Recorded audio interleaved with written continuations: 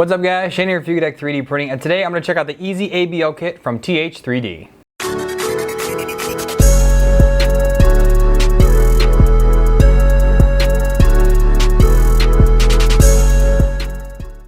So welcome back guys. As I said, today we're checking out the EZABL kit, which is an easy auto bed leveling kit from a small company called TH3D. My friend Timothy is the one that created TH3D, and he kind of created this auto bed leveling kit on a whim. He created it for himself. A lot of people said they wanted to see it. He created 30 kits. They sold in like an hour. Then he took that money, bought 100 kits, and then those sold in like 2 days, and his company just blew up. He quit his full-time job and is now creating his shop, creating products for you on a lot of Creality products and others, but the biggest seller is this EZABL kit. Now there's two versions of this EZABL kit, and I have the wire version. So basically I need to cut and strip wires myself in order to make this work. And then he also has a hot plug one that's a little bit more expensive, and that one basically power into the wall. The connectors are already on, you just plug everything in and you go. So you do pay a premium for having everything already completed for you, and you can save a little bit of money by doing it yourself if you're safe doing wiring on your own. So the goal today is get this installed and see how easy it is to set up. Now he has this awesome PDF that runs you through everything. He has a video that tells you how to flash the firmware onto your CR-10. A CR-10S is a little bit easier, but we're doing this here on my OG CR-10. I will say this right now, all of these mods on the CR-10 are a completely different video that I'm prepping still. I want to get this done first to do a complete modification video. So I'm not going to go over anything, but this is an original CR-10 that I received from GearBest for review, and I did a video on it so far here. The official review is still not done, but I've decided kind of to take it to the next degree with what I wanted to do with it, kind of even things out. So again, all of these mods, totally different video, and I'll be doing that in the future. All right, so what do we need to get this done here on the CR-10? Well, obviously, you need the EZABL kit. You're gonna need a laptop with the firmware that TH3D creates, and they have what's called the unified firmware. Basically, they take whatever version it is, they wrap it for like 14 or 15 different printers. I'm sorry if I'm misquoting that, but there's a lot of different printers that work with this. All you do is uncomment what printer you have, what type of auto bed leveling you have, a few other options you can uncomment there. Everything else is set for you, and you're off to the races. It's super quick and easy, and you can get that done. Now, in order to flash your firmware onto the CR-10, well, the CR-10 board is kind of what I'm going to call a dumb board. There's no bootloader burnt to it. So you're going to need an Arduino Uno, which you can also buy with this kit for just a few dollars more, and then you'll be able to flash it with this. It comes with all the jumpers that you need already pre-tipped with the DuPont connectors. So there is male to female and then female to female jumpers ready to go for you to just connect this all up. And you're going to follow Tim's video. It's about a 15-minute video, runs you exactly through how to do it, how to hook up the Arduino Uno to the board, flash the bootloader, and then flash his firmware onto it. Very quick and easy. And everything for the EZABL kit is done on the PDF file, and I'll link everything down below so you guys can check all that out and know where to download everything from and where to get things from. Links might change, but I'll try to keep it updated as I can. And you're pretty much off to the races. So I went ahead and I downloaded the firmware already because I'm already running his custom firmware on here. I've been doing it for a while now, but I've downloaded his most recent version, which I'm going to edit to add in the auto bed leveling, and I'm going to follow his PDF here on my laptop in order to get this all configured. It's very quick and easy. And I'm sorry, the one last thing you are going to need is a mount that's actually compatible with this auto bed leveling sensor. So the one I'm using is a dual fan. There's several on Thingiverse. Again, there are some that are linked on the product page. What you're going to use here in the PDF, it tells you what ones you can use. There's a few others you can use as well, but I recommend you use one of his first. Get a feel for the auto bed leveling sensor if you're unsure of how to use one, or if you've never used one before. And then if you want to change things up, you can, but I do like the dual fan with the dual 50-15 fans. Pushes a lot of air. On my print, I get really crisp prints with that, so I like that a lot. And this sensor should work with most every print surface out there, which is why it's really good. And it's supposed to be super accurate, way more accurate than my BL Touch, which has been a pain for its entire existence. But this is supposed to be way better, so that's why we're gonna go with this. Another nice little thing, again, this is just a little small thing for Tim and his company. So he has a little bit of thank you letter in here for ordering from him. It's signed by him and his wife Samantha. So I thank them for their little company. I've been following Tim ever since he started up with his auto bed leveling kit. He actually started YouTube shortly after I did, and his company has exploded. I'm happy for him. So I think this will be pretty easy. I'm told this is a really easy kit to use, to install, and to configure. So let's get right into it. And just to reiterate, I have the direct wire version, which comes with the jumper here that you're gonna cut down and strip yourself in order to connect everything. The other one is called the Easy Connect, which you literally just plug into the board. It has a power outlet on it already. You plug that power outlet in and you're good to go. This one I'm actually gonna wire into the power supply to the printer, to the 12-volt side, in order to provide it power. Before we wire this up, we're gonna go ahead and install the sensor, and it's very simple. You're just gonna take off the bottom nut. Well, the bottom being the nut that is closest to the sensor, so it's blue on this one. It might change color. I think some of them are orange, some of the yellow. It all depends on the version that he's currently on, but they all work exactly the same. And this one has the lock washers in there, so we're just going to take this and we'll take off this zip tie too. Fan that out a little bit. It's a nice long cable, so I mean it's going to work for whatever your configuration is, and it just slides right in. And there it is. And now we put the lock washer on. And then we put the nut on, and we just give that a twist. Okay, now here in the book, or in the PDF, it's telling me that the sensor should be roughly 2 millimeters above the tip of the nozzle. It doesn't have to be exact, but it has to be pretty close. So I'm just gonna go ahead and get something flat and kind of help out with a little bit. And I think that's pretty good right there. So we'll just kind of lock that down a little bit more. Okay, so there's that. So we've got our wire here, which I will route around. And what I'm gonna do is I'm going to just go ahead and zip tie this gently to the current wires already here for the hot end. Oh, that's right here, so we'll just zip tie to all of that. It's gonna run down, and again, it has this little 3D printed case, which you can go ahead and just use some M3s and a few T-nuts, and you can lock it onto, I'm gonna show you in the front, you can lock it right onto the side of the printer here. I'm actually gonna end up dumping this inside the printer just to get it out of the way here eventually, because I have this nice big case in here, and I just want it out of the way. Make life a little bit easier. Glued, so we'll do that later, or at least make sure this is gonna work for us. All right, so now we have that, and then here on the board, it's gonna be way too hard to show. So there is a power side and there is a e-stop side. So we're gonna have to go ahead and get this wire set up in order to connect to those two pieces. All right, so the only thing this kit does not come with is a DuPont connector in order to connect it to the actual board. I'm not quite sure how that was supposed to happen unless it's in my box.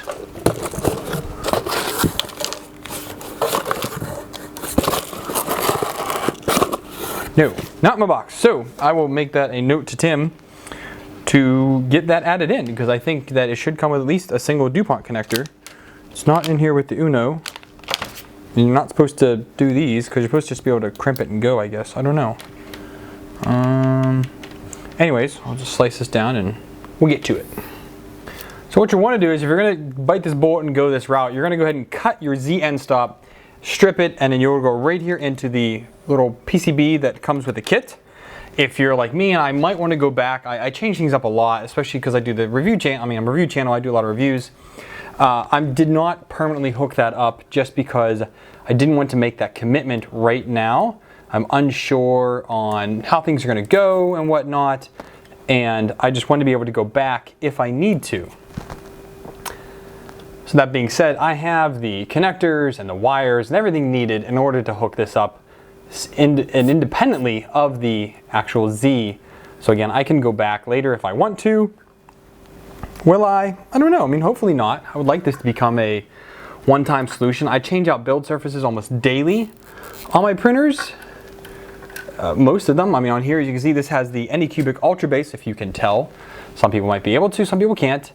And that has been going okay. But again, I'm reviewing it, checking it out. Today, tomorrow might be a different surface. All depends what comes in the mail or what someone sends me and things like that. I try to keep my options open. All right, so I'm just throwing some quick zip ties on here. So I've got 3 things running from the hot end. You have the Bowden tube, you have the wiring harness for the heater, all your fans, and then you have the EZABL wire running in there as well. You don't want to crimp it too tight, but just tight enough to actually hold it all together. Make sure it stays there. And down to here, we'll do one more. I would just use this twisty just to keep it together down here. It's the twisty that came with the kit. Okay, so now what we're going to need to do is, I have that all set up. They talk about if you're going to put this on the TiVo Tornado, it's on there as well. All right, now we're going to power it on to make sure the sensor actually turns on. A LED on top, that should turn on.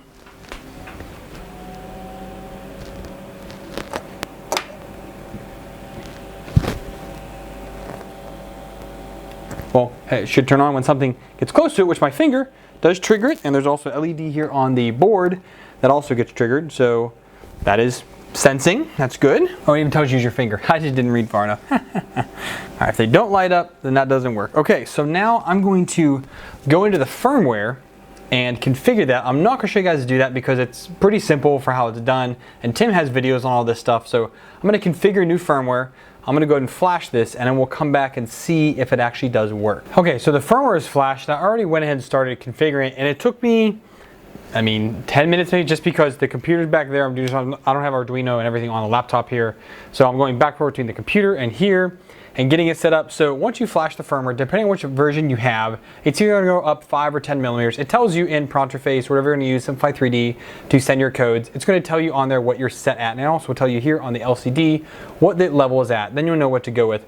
Then the guide walks you through how to set your Z height. So you set your nozzle 3 millimeters above the bed. You're going to heat the bed up to the normal temperature that you print at. I normally print PLA and PETG, so that's 60 and 70 degrees centigrade. So I set this to 65. They said put it right in the middle, and then go from there to do your calibration. Then you're going to go ahead and adjust the sensor just so it turns on at that about 3 millimeters up from the nozzle. So the sensor's about 5, 6 up. Mine ends up being right about 6.5. or 6.6 millimeters is my actual offset. Now I've done this. So that's how high up the sensor is above where the nozzle touches the bed, or above the bed. And once you set the offset, then I have a piece of paper here, sliding under. There's a little bit of tension in there. I think this is good. I like the way it looks. So what I'm going to do now is I'm going to go do a test print with this and do it. And oh, before you do that, so here in the guide also, it walks you through what you should set after you set your Z height. And then you confirm everything. I do a G28, and then I do a G1Z0, which lowers the nozzle down to where 0 is at, and then I slide my paper on there to ensure that I like where that level is at. They give you G code to go here and set as your startup script. I like my startup script, so I'm going to keep mine, except I'm going to add G29. Now I'm going to run G29 right now just to kind of see what it actually does and runs through, and see how it actually configures it. I just want to see it do it before I actually throw it into a print. So let me start that real quick and we'll take a look what it does.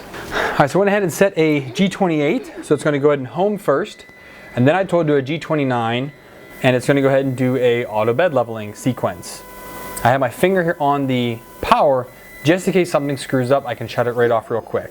So it's going to go over, I have it set to 4 points, so it should do a 4x4 grid across. I also have binder clips enabled.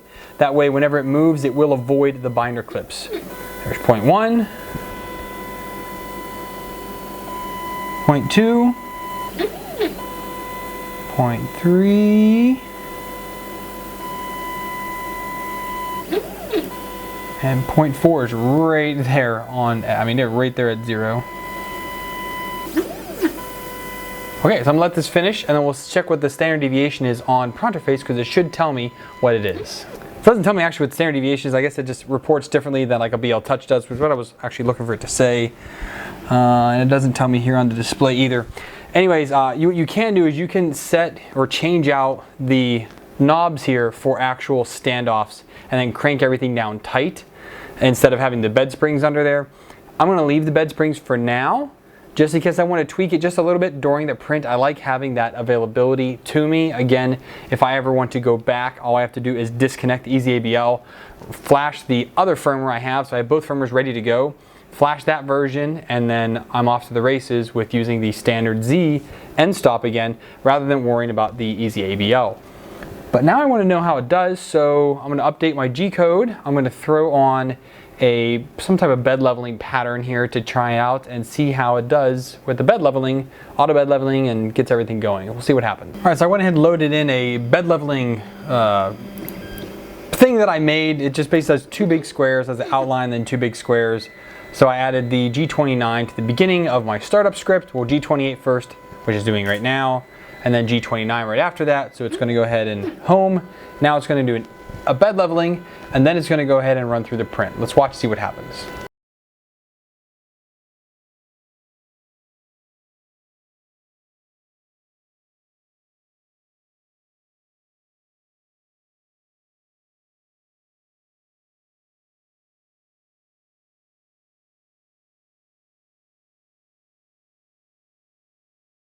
Okay, so it's the next evening and I got a lot done last night, but the problem was they just got way too late and I had to call it a night. So I ended up talking to Tim for about an hour this morning, which was, last night for him. And he asked me to lower the probe points, but that didn't improve anything, but I upped the probe points to 5 and it pretty much evened the bed out. Then the back right corner still is a little, it's not perfect for me, but for most people it's probably more than good enough. I can always just baby step a little bit on the first layer. But I literally just printed this and the bottom layer is absolutely perfect. I mean, you can't go wrong. And it's not a huge print. It just mainly takes up the center, but it's just a nice vase that came out really, really bad because I don't know why it didn't vase mode properly, but maybe I screwed up the settings, something like that. But I want to try that, and I was doing a bunch of square prints, which you guys saw in the little time lapse there on me just trying out, and I would make some changes, try that print again, make some changes, try that print again, and just to see how it would come out and get it to work the way I wanted it to. And one of the other things that Tim did have me do is turn down the sensitivity. My offset was like 6.7 millimeters, negative 6.7, which apparently is way too high. Your offset should be between 2 and 3 millimeters. So when you're adjusting, and they have you adjust in the guide here, you adjust the sensitivity of the sensor. I made it too sensitive, so you need to dial it. I had to dial it back one full turn. So I went all the way till it tells you got 3 meters, then the light comes on. Okay, then dial it back one full 360 degree turn, and then dial again and see where that's at. That should be right about where you want, maybe a little bit less than that. Again, your offset should be less than 3 millimeters. So between 2 and 3 is usually good. That means the bottom of this sensor is just below your nozzle, or just above your nozzle, I should say, and it'll be out of the way of your print. So you don't want to be too much, although it is effective up to 8 millimeters, but that's just too high. It shouldn't be that high. Yeah, so I mean, I would say the install, I had this thing printing in 20 minutes after doing the install and getting that going. That took no time at all. Dialing it in takes a little bit of time to get that first layer. Again, I am pretty anal retentive when it comes to first layers. I preach that to everyone, that if you don't have a good first layer, your print's just gonna fail.